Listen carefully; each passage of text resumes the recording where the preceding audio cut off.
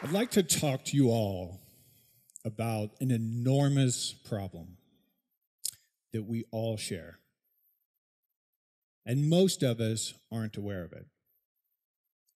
And this problem, it's wrecking our health, our finances, our happiness, and even our relationships. But don't worry too much. We share this problem with over 100 million other Americans. So at least we're all in the same boat, right? Now, as the saying goes, I have some good news and I have some bad news. The good news is there's a natural solution to this problem. It's 100% effective. It's easy to use, and it's free. Even better, the solution feels good. In fact, it can feel wonderful. And it improves our brains and our bodies. And here's the best part. It even improves our sex lives. Sound pretty good? So what's the bad news? Well, the bad news is that we actually have two problems. And our second problem is that we don't believe we have the first. How do I know that? Because I didn't believe it. And nor do the vast majority of my patients initially. So I'd like to ask you all a favor.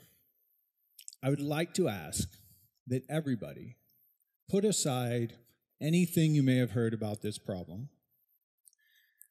just for the next 10 minutes, okay? And let's look at this with new eyes. We have a deal? Okay. So what are these mysterious problems? Well, our first problem is that we, as a nation, are chronically sleep deprived.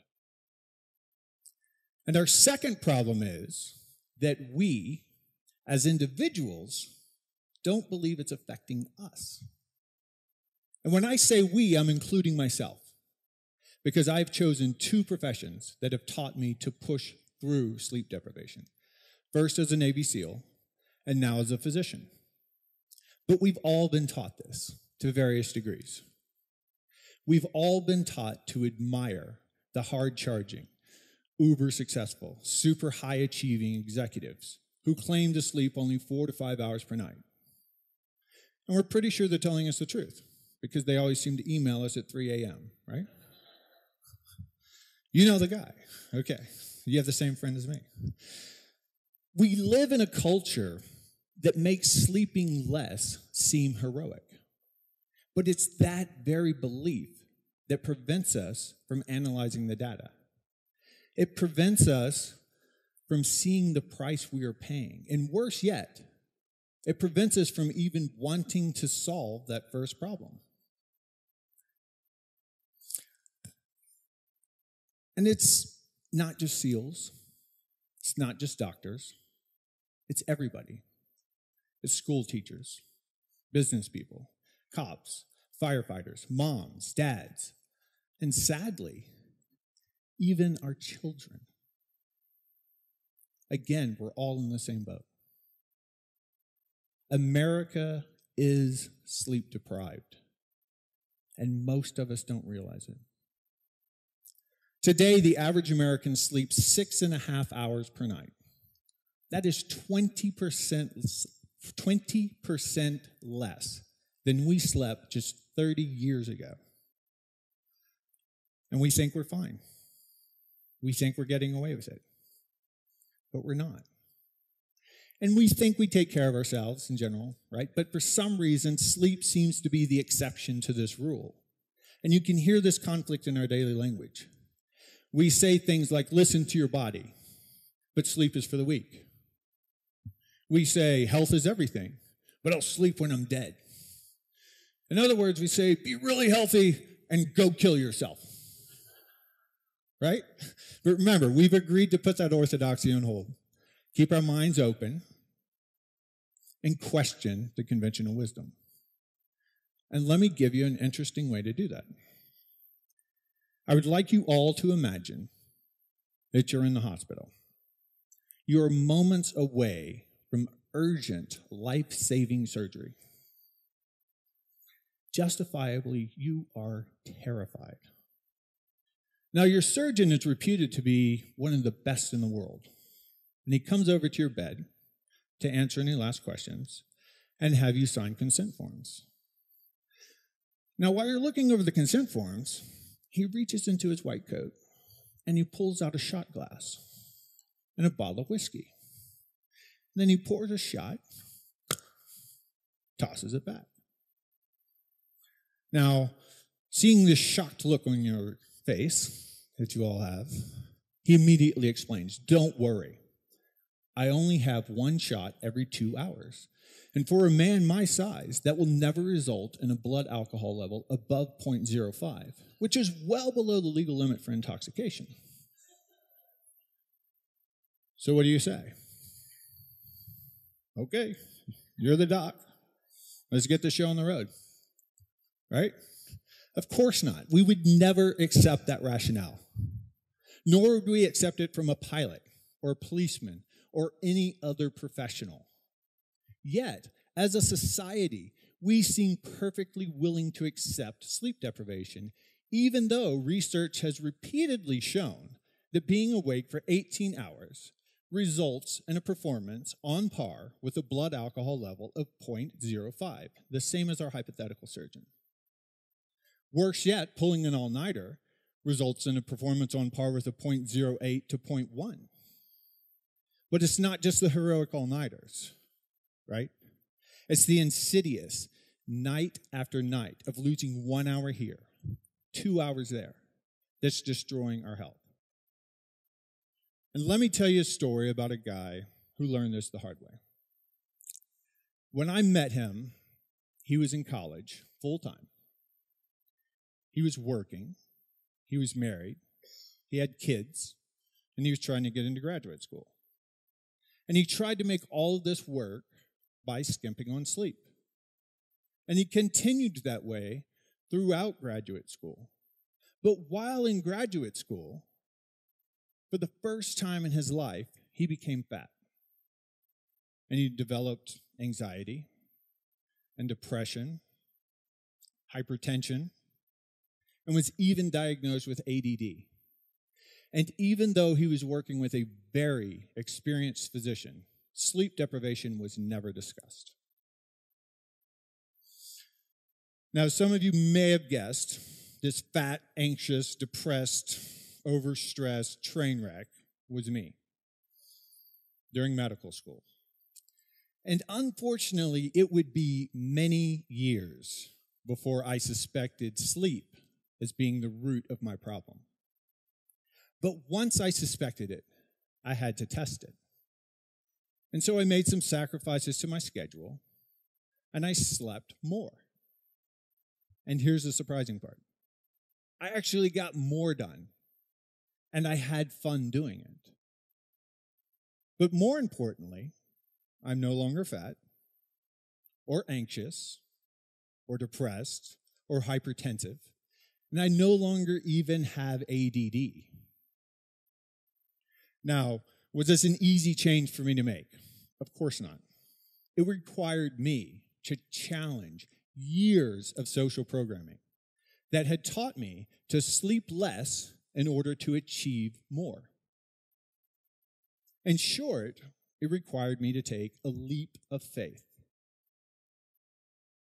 Now, as a physician, I've worked with hundreds of SEALs with similar problems. And this surprises most people. I mean, come on. These are Navy SEALs. These are the toughest guys alive. Surely they are not suffering from lack of sleep. And if you know much about SEAL training, you may already know that we go for an entire week without sleep.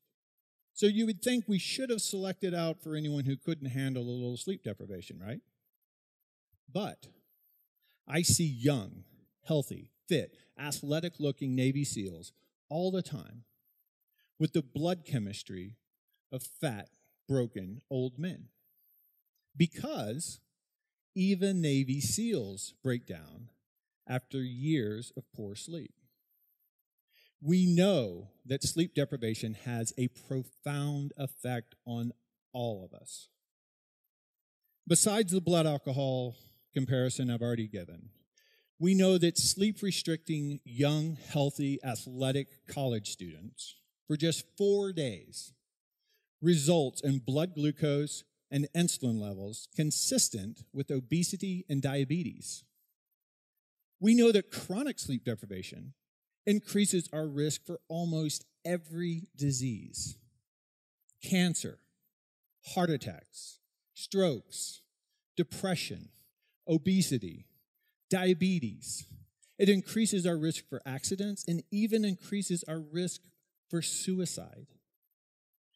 And the financial cost to the business sector is estimated at being over $200 billion per year just in absenteeism and reduced productivity.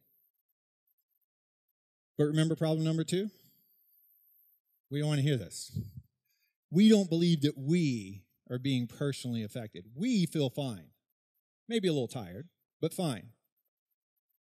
But many cardiac patients feel fine too, right up until that first heart attack. Sleep deprivation is the same kind of silent killer. In fact, the most unnerving finding is that when we do research and we sleep restrict people for only 3 to 4 days, they report feeling fine. The problem is they're not fine. It's like the guy in the bar who thinks he's fine after 3 to 4 drinks. Our self-awareness is equally impaired with sleep deprivation. But you say, Kirk, if I feel fine and I'm getting through my days, what exactly am I missing? A lot actually. When we sleep, our brains flush harmful neurotoxins. We consolidate memories. We reinforce learning. We repair our bodies. We fight off infection and disease. We replenish hormones and neurotransmitters. And in general, we put our body in a physiological state to be able to thrive the next day. And we also dream. Sometimes amazing technicolor fantasy adventures. And many psychologists believe that we actually work through our cognitive and emotional struggles with dreams. Does this kind of sound like the perfect drug? So why aren't we addicted to this drug called sleep? Well, here's one theory. We know that as early as 200 years ago, humans generally slept in 2 blocks, about 4 to 5 hours each, with an hour or 2 of wakefulness in between. So about 10 to 12 hours total time in bed. But with the Industrial Revolution and the invention of the light bulb, things changed. Time became money. And we began treating our bodies like machines. And so we formed this assembly line-like operation to consolidate that time in bed down to about 8 hours at best, thus allowing us to be productive for 16 consecutive hours. And now we want to make those 16 into 18 or even 20. But we're not machines. Our cells have embedded clocks in them that refuse to adapt to our desire to push through our need for sleep. In fact, the principles of evolution reinforce our need for sleep. Consider how vulnerable a sleeping human was 20,000 years ago. If we could have evolved to sleep less, natural selection would have favored that.